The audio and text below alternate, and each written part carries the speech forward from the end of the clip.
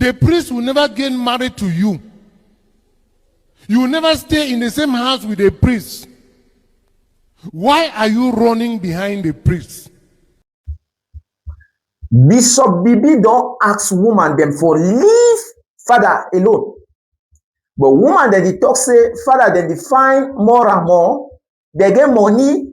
They deceive picking them for father for quarter who are being care of. And so between all that reality until where Bishop they talk, which one be easy for do? Good people, good evening. Before I touch tonight's topic, and it is a topic that has already been filled with inbox since this morning. Let me say this plainly. What you are about to hear is not going to take a side just to please one side. I am going to lay out what was set by the father, what the public set back, even though the father did not hear. And then I am going to ask you to sit with harder question underneath of all of it. That is the only promise I make on this channel. And it is why some of you have trusted this seat for some time now. Tonight, Bishop Michael Bibi remarks urgently asking women to stop and his word pursuing priests. And a reaction underneath in that conversation deserves just as much airtime as the statement itself. According to reports circulating under CNN, Cameroon Network Agency, Bishop Bibi, speaking during a pastoral engagement, urged women in the Diocese of Boya to stop pursuing Catholic priests. Boya, the hub of beautiful women that came to the university, and so many are refusing to go back home. Hallelujah. Reminding the faithful that priests have committed to celibacy and will not marry them. These women know. He encouraged women instead to direct their attention to other eligible men so that priests could remain focused on their pastoral mission without what he calls unnecessary distraction. We have seen priests leave priesthood and threatening to get married because this relation started like play. But at a certain point, the women are putting them under tension. Read at the face value. This is a restatement of Catholic teaching that has existed for centuries. Priestly celibacy is a discipline of Latin Church, not a personal preference. All and pastors have already reminded the faithful to respect it. Dear friends, but statements do not live at face value once they reach the public. They live in the comment section. And tonight, this comment section is where the real editorial is. Is the bishop saying something that the people are not seeing themselves in? The pushback given a fair hearing deserves to be read out. Read through what people actually wrote under the story and what thing repeats itself more than one time. Why is the burden of restraint placed on the women alone and not on the man who took the vow? One commented, put it directly, women who approach a priest after mass for a blessing are automatically pursuing him. The assumption itself is the insult. Another asks the shepherd question. If a priest is the one initiating attention towards a woman, whose responsibility is that? A third evoke scriptures back at the bishop himself, touch not my anointed, arguing that if that protection applies to the priest, and equal protection of dignity should apply to women being publicly redirected. I want to be fair here, dear friends. On both sides, the way I always try to be, there is a version of the bishop comments that is simply pastoral housekeeping, that is not set openly. Protecting clergy from scandals is part of the bishop's job. You need to understand and help him. And celibacy discipline cuts both ways in canon law, meaning clergy are equally, if not more, bound to observe it. But there is also a real pattern worth naming honestly across many institutions, church, politics, business. When a man is in a position of moral or political authority, he is drawn into scandal. The public reflects, and sometimes the institution reflects. Is to examine the woman's conduct first and the man's vow second. The comments under this story are not making that up. They are naming something that repeats often and not noticed by many. And so the 500 years old mirror, not now. Let me bring in something a little bit unusual for the channel, a historical lens. Writers who have studied power and persuasion across centuries. Robert Greene works on seduction and strategy is the most widely read of these, described as a recurrent dynamic. The person who holds public, moral, or institutional authority is often the one best positioned to seduce quietly, precisely because their position makes them look above suspicious. They rob the title, the pulpit, the presidential sash. These are not just symbols of duty.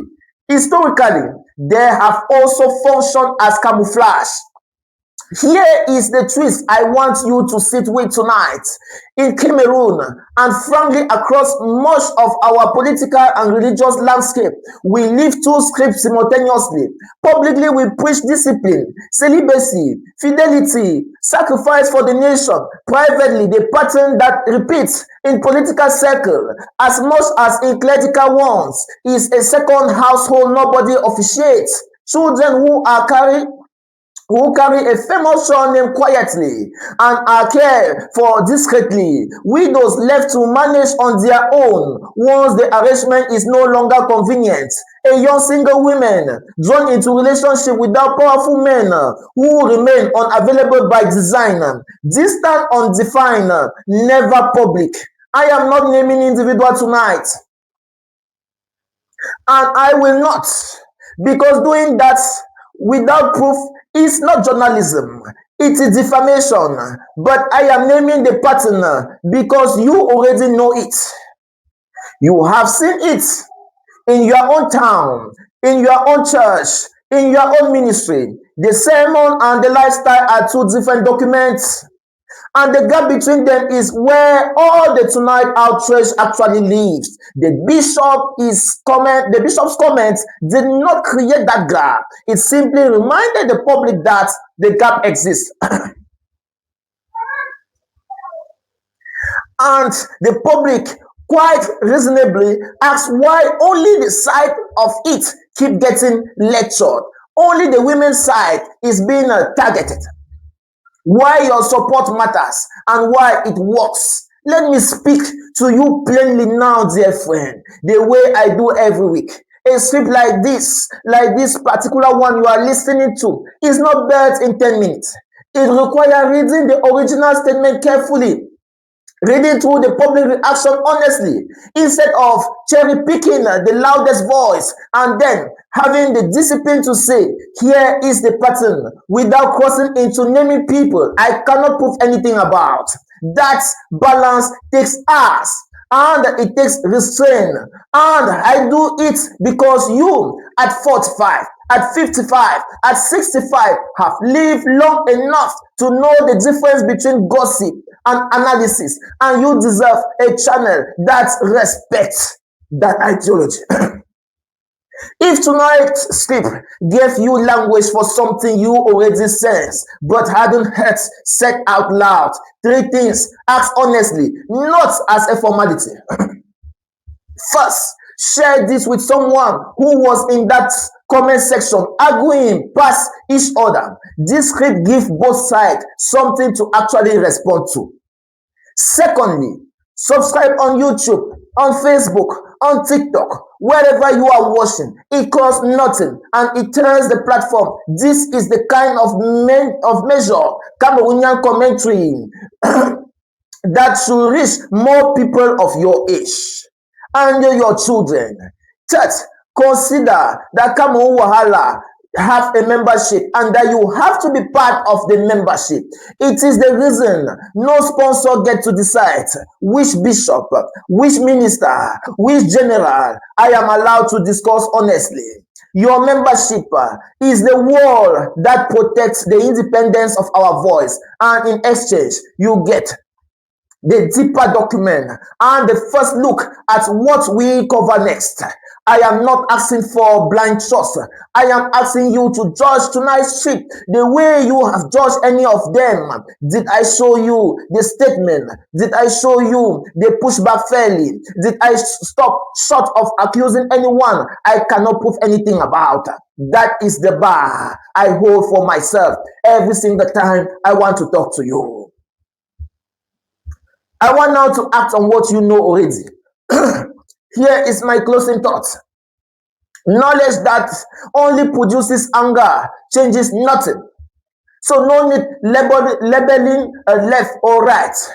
Knowledge that changes how you raise your son, how you counsel your children, how you counsel your daughter, how you question a pulpit or a podium. The next time it lectures one gender and excuses another, that is knowledge with weight. If tonight's discussion help you to see that the real conversation is not should women stop pursuing priests, but why does public discipline in Cameroon so often land on the person with the least power in the room, then this was 15 minutes well spent for both of us. Thank you for staying with me. Thank you for the share. Thank you for the comments. Thank you for the correction you send me every week inbox. Then make this channel sharper and better and not suffer. That is Cyrille le Maire for Cameroon Wahala. Here we share information without filter, not to provoke somebody, but to emancipate us all. Until next time, take care of yourself. Bye-bye.